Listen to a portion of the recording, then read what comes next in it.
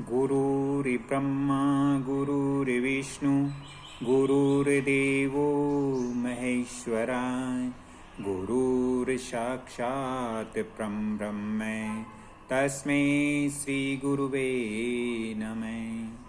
प्रिय मित्रों, हमारे घर के अंदर गाय होना बहुत जरूरी है। वास्तुशास्त्र के अनुसार हमारे घर के अंदर गाय को हमेशा किस दिशा में हमें रखना चाहिए ताकि हमारे घर के अंदर सकारात्मक एनर्जियां प्रवेश कर सकें। गाय हमारे घर के किस डायरेक्शन में होनी चाहिए?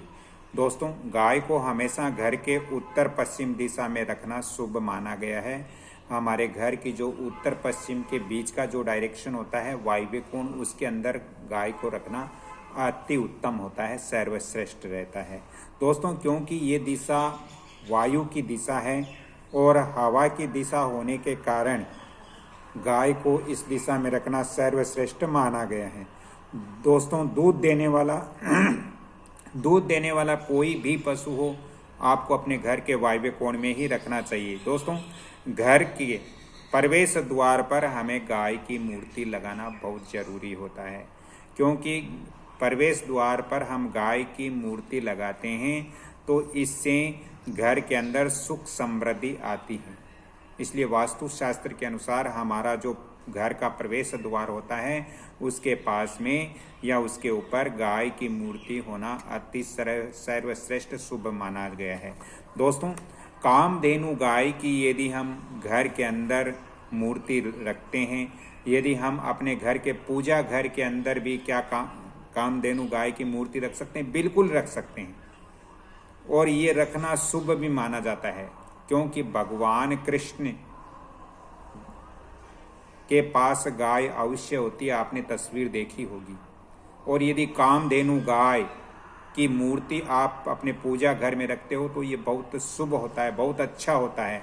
दोस्तों, घर के अंदर कामधेनु गाय की मूर्ति रखने से घर के अंदर सुख समृद्धि और शांति का वास होता है। घर में घर के अंदर खुशहाली आती हैं। और यदि हम गाय की नियमित रूप से पूजा करें तो दोस्तों, घर में यदि अनावश्यक जो खर्च हो रहे हैं वो भी नियंत्रित हो जाते हैं। इसलिए गाय की पूजा हमें घर के अंदर जरूर करनी चाहिए। दोस्तों, यदि आप खर्च से ज़्यादा परेशान हैं तो आपको फिर कामधेनु गाय की मूर्ति आप अपने घर के अंदर या अपने प्रतिष्ठान के अंदर आपको जरूर रखनी चाहिए। दोस्तों, कामधेनु गाय जो है वो माता दुर्गा और देवी सरस्वती और देवी महालक्ष्मी के जो गुण होते हैं वो कामधेनु गाय के अंदर मौजूद होते हैं, वो कामधेनु गाय के अंदर उपस्थित होते हैं। और घर के अंदर कामधेनु गाय यदि हम बछड़े के सहित ऐसी मूर्ति रखें कि जिसमें कामधेनु गाय भी हो और बछड़ा भी हो, तो ऐसी मूर्ति रखने से हमारे घर में सुख समृद्धि आती है और परिवार में खुशियां हर समय बनी रहती हैं, हमारा परिवार खुशहाल रहता है। दोस्तों, कामधेनु गाय को सभी गायों में से दिव्य माना गया है। जितनी भी गायें हैं उन गायों में से कामधेनु जो गाय हैं वो अति सर्वश्रेष्ठ दिव्य और शुभ मानी गई हैं, क्योंकि कामधेनु गाय जो है वो समुद्र मंथन के दौरान जो 14 रत्न निकले थे उनमें से ही एक रत्न कामधेनु गाय है। दोस्तों, कामधेनु गाय को शास्त्रों के अंदर ब्रह्मांडीय गाय भी कहा जाता है। कामधेनु गाय को दोस्तों सुरभि के नाम से भी पुकारा जाता है, सुरभि के नाम से भी जाना जाता है, और सुरभि का अर्थ होता है सुगंध। जिस घर में कामधेनु गाय होती है या उसकी मूर्ति होती है वो घर हमेशा सुगंधित रहता है, घर में खुशियां रहती हैं, परिवार में खुशियां रहती हैं, खर्च पर नियंत्रण होता है और इनकम के सोर्स बहुत ज़्यादा बढ़ते हैं, तरक्की उन्नति ऐसे घर में जल्दी होती है।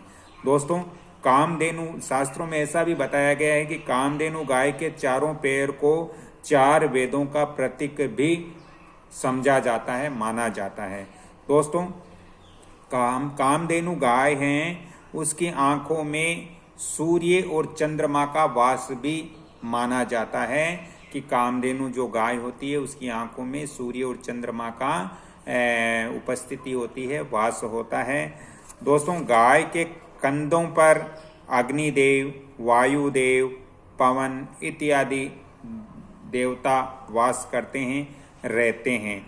दोस्तों, जिन स्त्रियों को संतान सुख प्राप्त नहीं होता है उन स्त्रियों को कामधेनु गाय और बछड़े की जो मूर्ति होती है उसकी पूजा जरूर करनी चाहिए।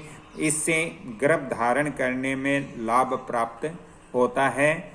दोस्तों, आप अपने घर के अंदर कामधेनु गाय की यदि तस्वीर रखते हो, कामधेनु गाय और बछड़े दोनों की तस्वीरें यदि रखना चाहते हो तो आप किस धातु की रखें वास्तुशास्त्र के अनुसार, तो आप कामधेनु गाय या उनके जो बछड़ा है उनकी तस्वीर आप रखते हो तो दोस्तों वो पित्तल की धातु की आप रख सकते हो, चांदी की धातु की आप रख सकते हो, और इसके अलावा आप दोस्तों तांबे का जो धातु होता है उसकी भी आप कामधेनु गाय और बछड़े की तस्वीर की मूर्ति आप बना करके रख सकते हो।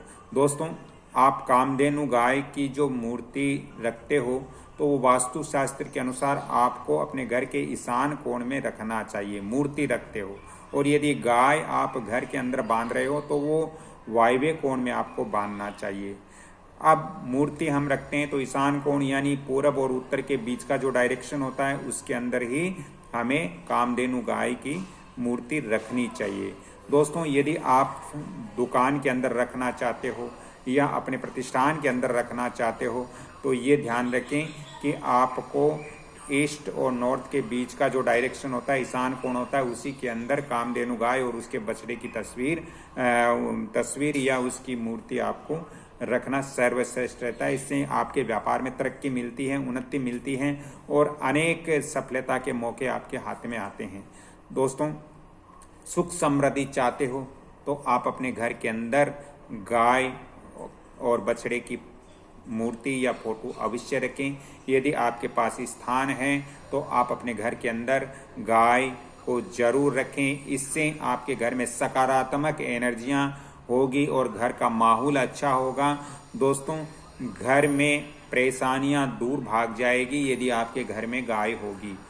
तो दोस्तों, आपने देखा होगा कि प्राचीन काल के अंदर बहुत सारे ऐसे मकान होते थे जिनके मुख्य द्वार पर रंगोलियां बनाई जाती थी। आजकल तो इतनी रंगोलियां बनाते नहीं हैं क्योंकि इस भागदौड़ भरी जिंदगी में परेशान बहुत लोग हैं, लेकिन उस परेशानी का कारण नहीं जान पाते हैं। दोस्तों, प्राचीन काल में हमारे घर के मुख्य द्वार पर गाय और बछड़े की तस्वीरें मुख्य द्वार पर होती थी। पानी से घड़ा भरे हुए औरत की तस्वीर हमारे मुख्य द्वार पर होती थी। साथ ही हमारे मुख्य द्वार पर महालक्ष्मी हाथियों के साथ में माँ लक्ष्मी की तस्वीर हमारे मुख्य द्वार पर होती थी। आजकल हम लोग इन चीज़ों पे ध्यान नहीं दे रहे हैं, इसलिए हम बहुत ज़्यादा परेशान हैं। दोस्तों, आज मैंने इस वीडियो के अंदर आपको बताया कि गाय रखने से क्या होता है, कौन सी गाय रखनी चाहिए, कौन सी गाय की मूर्ति रखनी चाहिए, किस धातु की होनी चाहिए, ये सारी जानकारियाँ मैंने वास्तु के आधार पर दी हैं। यदि आज की मेरी जानकारी अच्छी लग रही है तो वीडियो को आप लाइक करें, शेयर करें और सब्सक्राइब करें। बेल आइकन घंटी के निशान पर भी क्लिक करें। दोस्तों, वास्तु ज्योतिष संबंधित ज़्यादा परामर्श चाहिए तो आप फ़ोन नंबर भी नोट कर सकते हो 7901718402। अगली कड़ी में फिर मिलता हूँ, तब तक के लिए आपसे क्षमा चाहता हूँ। हाँ, सभी लोगों को इसकी जानकारी हो, इसलिए वीडियो को जितना ज़्यादा हो सके सबको शेयर करें, लाइक करें और सब्सक्राइब करें। राधे राधे, जय माता जी की। अगली कड़ी में फिर मिलता हूँ, तब तक के लिए आपसे क्षमा चाहता हूँ। धन्यवाद।